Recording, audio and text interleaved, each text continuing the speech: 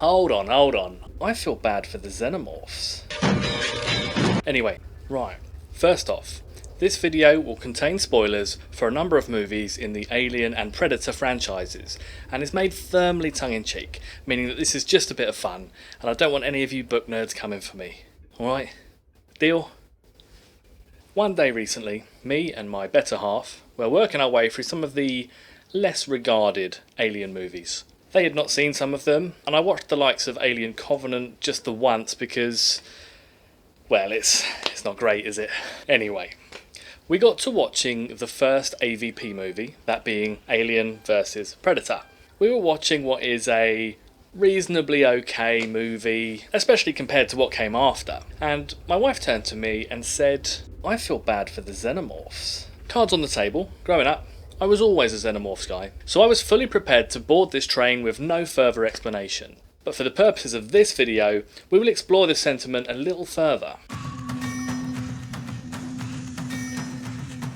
The basics of the plot of AVP revolve around the founder of the Weyland Corporation, Billionaire Charles Bishop Weyland, played by returning Aliens actor Lance Henriksen, albeit in a very different role this time. Henriksen's original character, the synthetic Bishop, was just a wholesome dad character who was done dirty by Alien 3. But this video is not about the Alien franchise, even if... Oh, I mustn't open that particular door.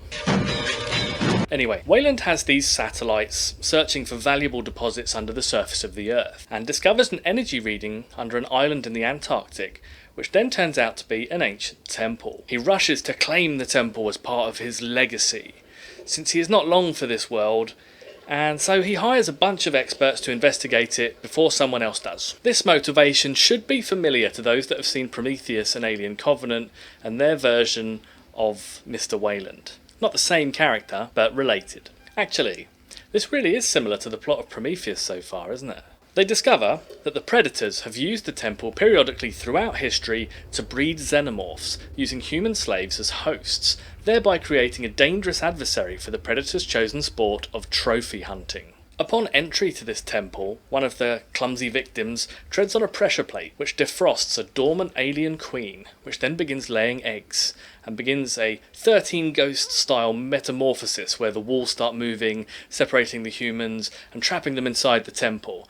And basically, it finally all kicks off in the way we were all waiting for when we went to see a film called Aliens vs Predator. Predators kill humans, then Xenomorphs kill humans, then Xenomorphs kill predators, and blah blah blah. The long and short of it is that the last surviving human in this film and the last surviving predator work together to kill the alien queen and stop the Xenomorphs from getting to civilization. A happy ending. Yay! Except, rather handily for a YouTube video, I have 3 problems with the way that this movie handles all of that. Problem 1.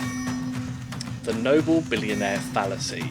Charles Weyland is a massive arsehole. That is one of the few consistencies of the Alien movies, whether it be his legacy company Weyland-Yutani or his descendant Peter Weyland in Prometheus and Alien Covenant. I will serve you, yet you are human.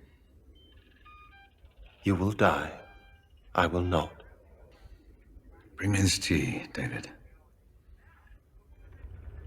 Bring me the tea.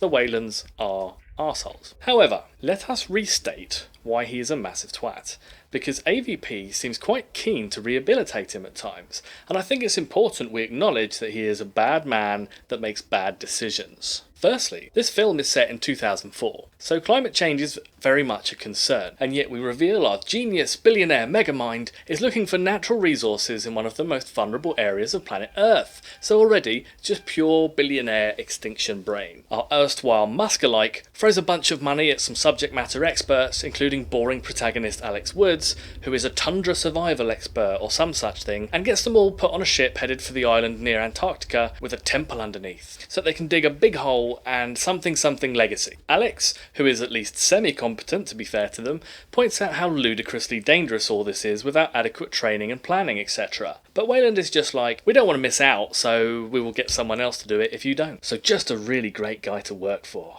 Weyland later reveals he is in fact not long for this world, which means his personal stakes are effectively die now or die a bit later, but slower. But he's still prepared to take plenty of young experts to their deaths if it means he gets a nice blue plaque outside his mansion. Now, the film does give you enough material to understand Weyland is selfish, but it is played with a slightly sympathetic light. The dying man, his one last achievement, noble goals, etc. Furthermore, when facing down the predators later on, the movie gives Weyland something of a fitting end when he reacts angrily to the predator judging him not to be worthy prey, and tries to set it on fire with an aerosol and a flare. That goes about as well as can be expected, and he is promptly killed by the predator.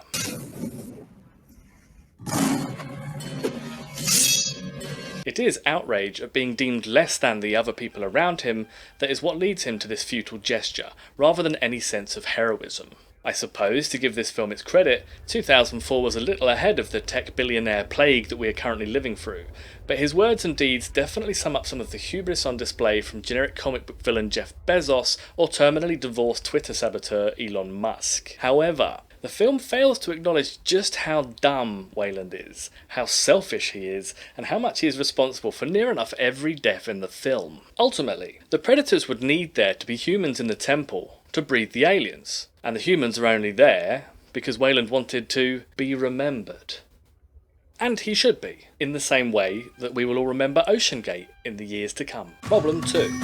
Predators are fashy colonial slavers. Despite predators arriving and murdering every human that had remained on the surface whilst Weyland took his fun little crew inside the temple, over the course of the film the predators are represented as the logical choice for an ally once the Xenomorphs get the upper hand. And I suppose tactically that is probably the correct call. However, I have a bit of a problem with the way that predators are presented in this film, and in most of the Predator franchise really. They are often presented as honourable warriors that won't attack unarmed or weakened people like the aforementioned Weyland who was dying of cancer, or the Guatemalan girl from the first Predator movie, before she picks up a gun, anyway. 2 of the 3 predators looking to prove themselves in the temple are quickly dispatched in hilariously weak fashion by the Xenomorphs, and the 3rd doesn't fare much better, getting face-hugged in quick order, leaving us with 1 impregnated predator remaining. They show us this least incompetent predator being reasoned with and worked alongside by our protagonist Alex Woods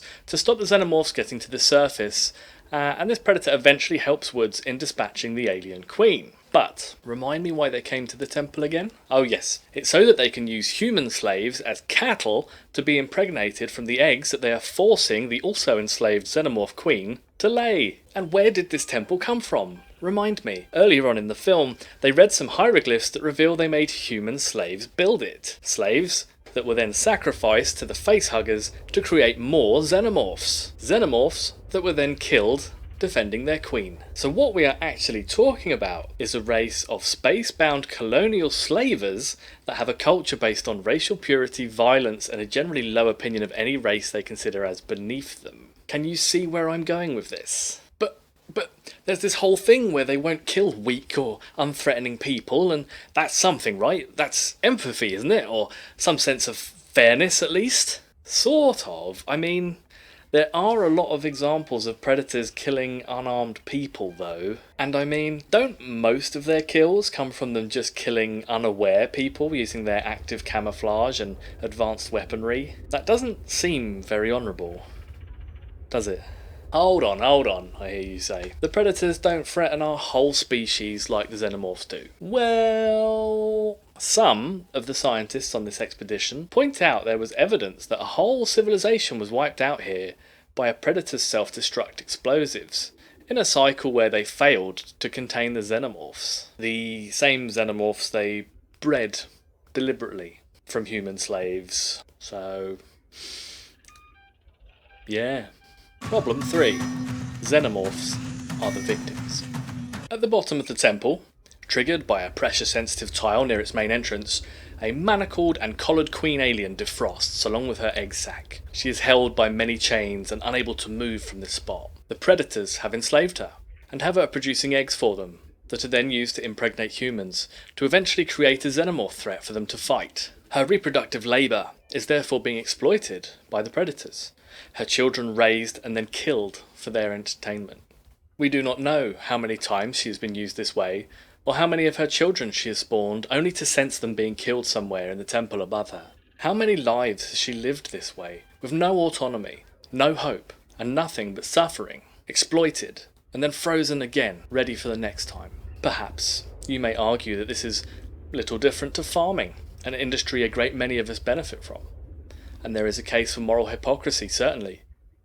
But the whole thing is complicated by the question of xenomorph intelligence. Are they just insects, or lower animals acting wholly on instinct, or is there a genuine intelligence to them? In the movie Aliens, we see the Queen react to a threat from Ellen Ripley, which suggests intelligence and understanding beyond pure instinct. We see communication between the Queen and her guards. In Alien Resurrection, we see everyone's favourite weirdo, Brad Dourif, teaching an alien how to behave using negative reinforcement. So we know that they are intelligent enough to adapt their behaviour to new information. So, we're a fast learner. In that same film, we see a xenomorph react with fear and pain, suggesting that suffering is also a condition that they can experience. The point is that xenomorphs are not ants, that are incapable of comprehending the boot that descends upon them. They are very capable of fear, pain, and loss. And yet we watch them used as slaves, raising prey for slaughter with no autonomy over their own body, no choice but to produce children in order to fulfill the bloodlust of the predators, a race who do all of this for their own enjoyment. Xenomorphs did not choose to be on Earth. They did not choose to create a nest here, and instead they simply followed their survival instincts, finding the means to procreate, defending the nest from danger, and then looking to grow their hive. We can no more blame them for their behaviour and predicament than we can the rat on the cargo ship, or the bee swarm disturbed from its hive. And yet, AVP wants us to see them as the devil and the predator as an acceptable ally. You can stop typing, I know what you're typing, but xenomorphs would annihilate our entire species in their relentless spread across the globe. They are the big or total threat. They had to be stopped. And this is true. But the framing, predators being somehow more reasonable, more honourable, an understandable ally, betrays something about the politics of this film. Ask yourself why it is that the colonial, slave-taking, trophy-hunting, individualistic, violence-worshipping predators are portrayed as closer to our understanding of a reasonable actor than the communally minded, enslaved, hunted and weaponized xenomorph. A species that in every movie only becomes a threat due to the intervention of other species.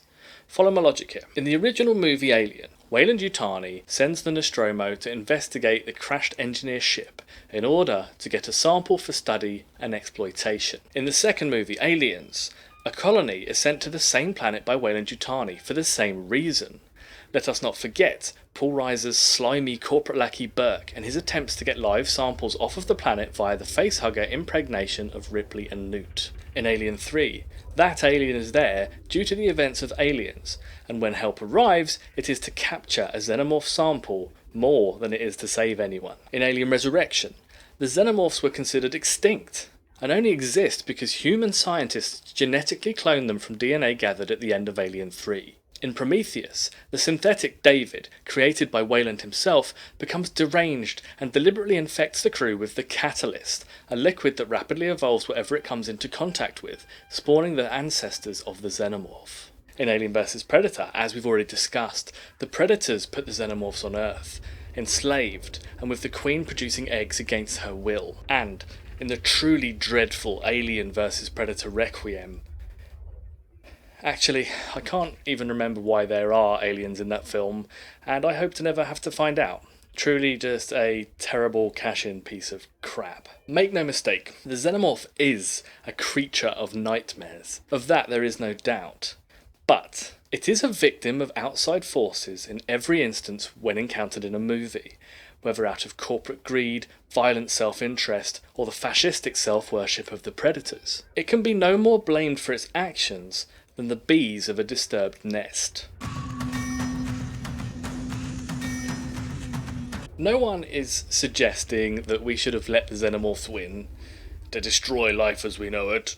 In the Prometheus timeline, it is us, via our synthetic, David, that creates the xenomorph in the first place. And in the Alien Resurrection timeline, the xenomorph is effectively extinct until we bring them back. The movies treat the xenomorph as an insidious threat, a malevolent shadow that hangs over all life in the galaxy, and that just needs one chance to strip all light from the world. Yet, in almost every instance when we see them, they are defeated, stopped, and often entirely eliminated. AVP in particular shows the viewer very little of the Xenomorph before the human characters start talking about doing whatever it takes to stop them from getting out of the temple. Instead, the predators are treated like an obstacle born of ignorance rather than malice, a lesser evil, if you will. And it is that word that I want us to think about as I close out this video. Evil. We don't accuse the lion of evil when it consumes its prey. We simply sigh and say, nature is red of tooth and claw. But do you know what we do call evil? Slavery, fascism, killing for sport. The Xenomorph doesn't ask to be pursued through space by humanity or the predators, and it certainly doesn't want to be the plaything of billionaires. So the next time you are watching an alien film, ask yourself this: who are the real bad guys here? Thank you for watching this video. It's just something a bit silly and a bit fun that I wanted to put together based on the idea my wife gave me. I want to thank her for both her thoughts on this video and on reading the script and helping me work through what was quite a quick turnaround. I appreciate you taking the time to watch this and giving it your attention. If you enjoyed it, please give the video a like, subscribe if you want to see some more content like this, and hopefully I'll see you again on another video very soon. Cheers. Bye.